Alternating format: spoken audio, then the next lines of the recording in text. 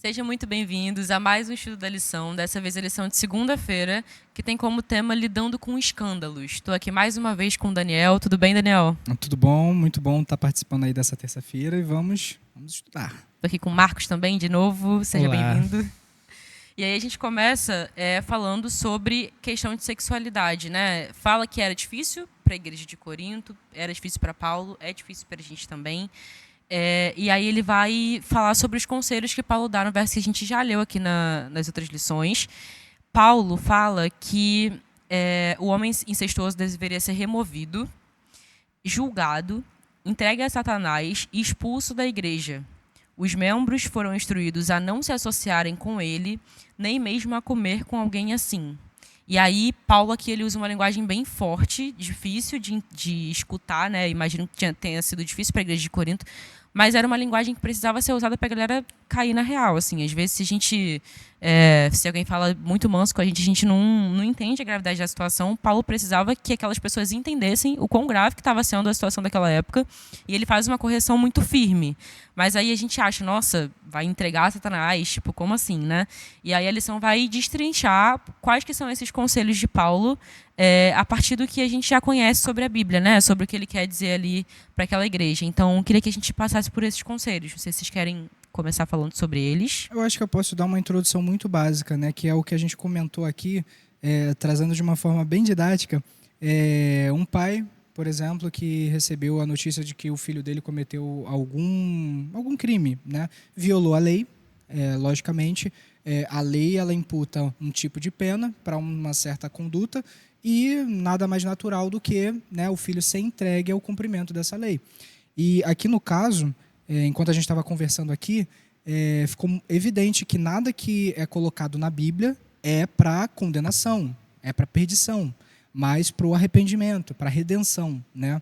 Então, eu acredito que todos esses conselhos de Paulo podem ser colocados nessa analogia didática, vendo que o filho, cumprindo essa sentença, ele tem a oportunidade de refletir naquilo que ele fez e ver se isso compensou ou não. Porque às vezes a gente pensa, né? Poxa, se eu tomar determinado atalho, isso vai me levar a um determinado destino que eu quero chegar, só que mais rápido. Só que nem sempre é assim, né? Às vezes o pecado, a gente quer satisfazer alguma necessidade nossa mais rápido e às vezes a gente encontra caminhos tortuosos. E eu acredito que quando Paulo falou aqui, é justamente essa oportunidade de refletir, né, tendo na carne a consequência dos atos. Porque senão eu acho que a gente acaba caindo naquilo, né? Eu cometi determinada coisa, não deu nada, né? Vou fazer uma segunda vez, não deu nada. E aí vem aquele nosso lado humano e, infelizmente, o lado humano é complicado. Mas vamos lá, vamos destrinchar de acordo com Paulo. É isso, e aí a lição vai falar que esse tirado do meio de vocês, né, que Paulo fala, refere-se à disciplina eclesiástica, né, que a gente conhece, inclusive na igreja adventista, não sei se você é adventista, mas a gente tem essa questão, né, existem pecados que às vezes se tornam público e aí acaba a pessoa sofrendo essa disciplina, não é para afastar essa pessoa da igreja de jeito nenhum, mas ela é removida e ela tem a oportunidade de se rebatizar, de voltar aos caminhos do Senhor, enfim, é uma disciplina que a gente cumpre aqui e que é realmente bíblica, né? Esse tirado do meio de vocês. E aí tem também esses tal entregue a Satanás, né? Quem comete pecado e segue naquele pecado, ele literalmente foge do que Deus é. Então ele se afasta de Deus. Então esse entregue a Satanás é justamente essa pessoa que escolhe, enfim, colher os frutos das próprias escolhas, né? Ele literalmente quis continuar naquele pecado e aí ele se afasta de Deus e acaba sendo entregue a Satanás. Tem também o não se associe e nem comam com alguém assim. Justamente porque conviver com essas pessoas, né, causava a possibilidade de você também acabar cometendo esses pecados, né? É aquilo que a gente já falou há muito tempo atrás, né? A gente convive com alguém e aí a gente acaba sendo influenciado pelo ciclo social e isso é uma possibilidade real. Eu achei muito interessante que enquanto você falou sobre esse entregue a Satanás, é muito chocante a gente ler isso na Bíblia, né? Mas aí a gente lembra do que Jesus disse, que o diabo vem para matar, roubar e destruir. Quando a pessoa é entregue a Satanás, a pessoa percebe isso na prática, porque o sofrimento ensina às vezes muito mais do que teórica, né? A parte teórica. E eu acho que esse verso vai ser completamente entendido por essa pessoa, porque ela vai sentir na pele que realmente Satanás só veio para roubar, matar e destruir. E vai ter a oportunidade de voltar para Jesus, que não veio para isso, né? Então, Exato. O fardo com Jesus é bem mais leve, né? sim.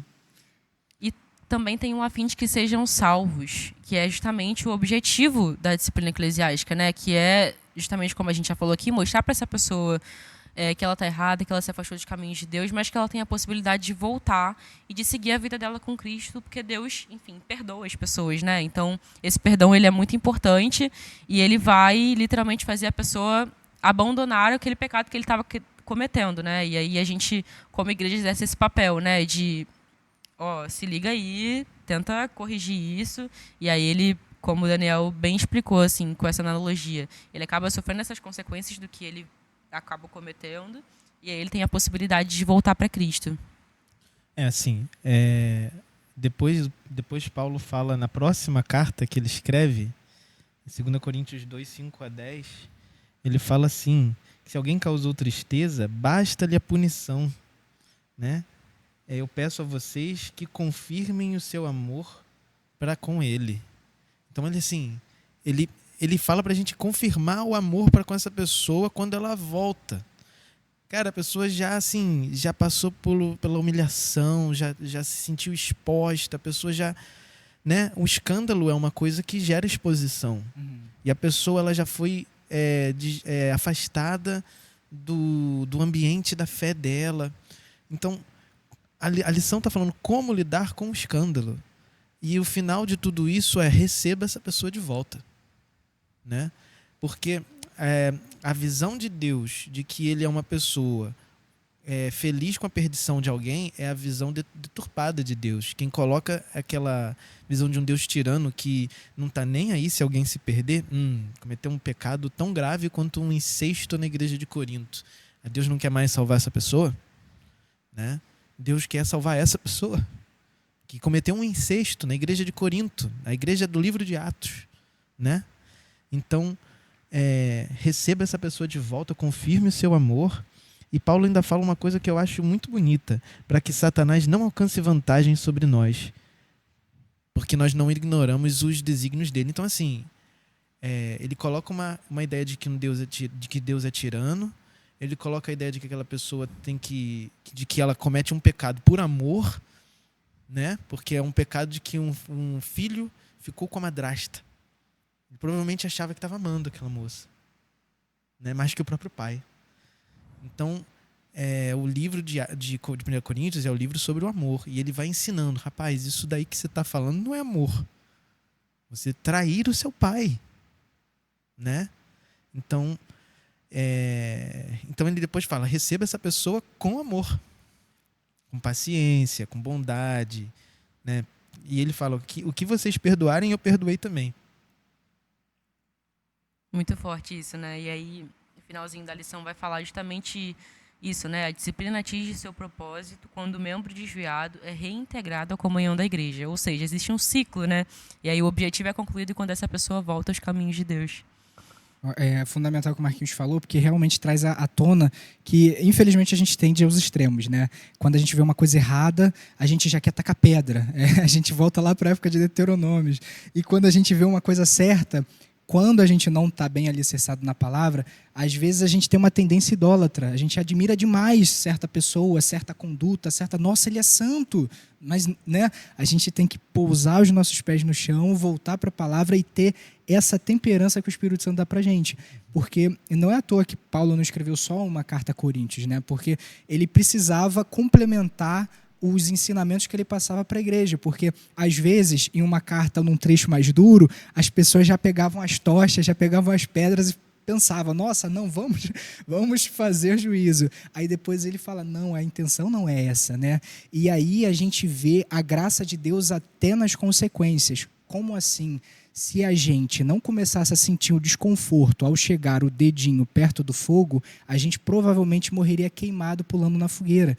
Então, assim, tem determinadas coisas que ensinam para a gente que certas condutas, certas ações são perigosas.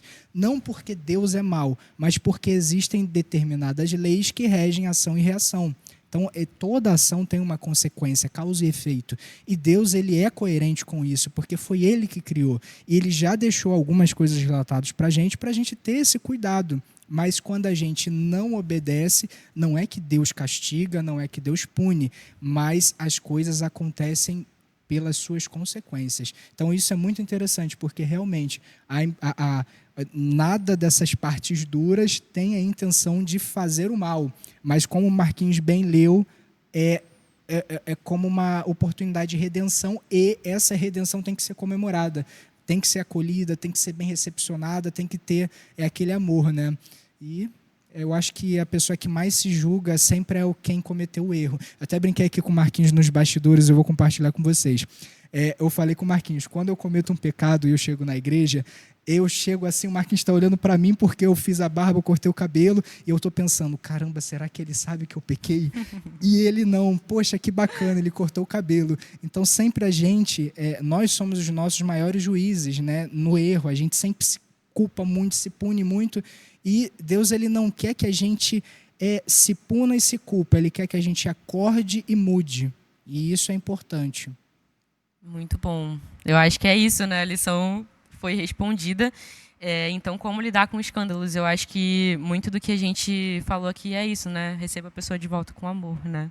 Enfim, ela vai passar por esse processo, mas que a gente seja igreja também de abraçar nossos irmãos, de receber eles de volta, que a gente cumpra o papel que Cristo cumpriu, né? De dar advertência, de ser sábio para falar assim, ó, faz isso aqui, mas não.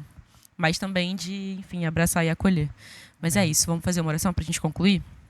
Senhor nosso Pai, obrigada, Senhor, porque por mais que a gente fale, por mais que a gente tenha muitos problemas dentro da igreja, o Senhor tem a compaixão de nos advertir, de nos corrigir e de nos dar a possibilidade de voltar para os teus braços. Obrigada por isso, obrigada porque tantos conselhos são úteis para a gente hoje, e que o Senhor possa nos ajudar a colocar todos eles em prática nas nossas vidas. É isso que eu te peço e agradeço em nome de Jesus. Amém. Então, fica com a gente, liga o sininho aí para poder não perder nada, que aí chega a notificação para você, você recebe os próximos vídeos. Se inscreve no nosso Instagram também, no @adventistas_caixambi, para não perder nada. E é isso, até amanhã.